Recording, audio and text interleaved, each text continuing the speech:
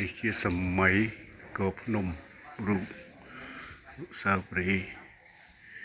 នេះជាសម័យចេឡាកូនដែលលោកបានគូរូបនៅជុំវិញព្រះវិហារតែប៉ាថតពីលើមិននេះជាសម័យអង្គរហើយនេះជាសម័យចតុមុខបន្ទាប់មកសម័យលង្វែក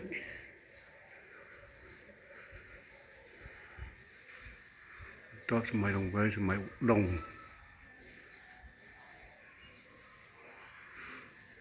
ហើយបានសម័យអាណានិគមនិយមប្រាំងបន្ទាប់មកទៀត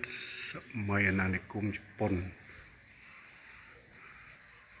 សម័យសង្គមរាស្ត្រនិយមបន្ទាប់មកសម័យសាធារណរដ្ឋខ្មែរ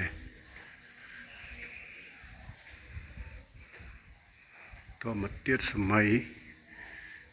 កម្ពុជាប្រជាធិបតេយ្យបន្ទាប់មកទៀតសម័យសាធារណរដ្ឋជាពិនិត្យ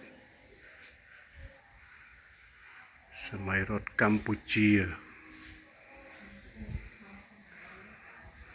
សម័យអ៊ុនតាក់ចុងក្រោយគឺសម័យ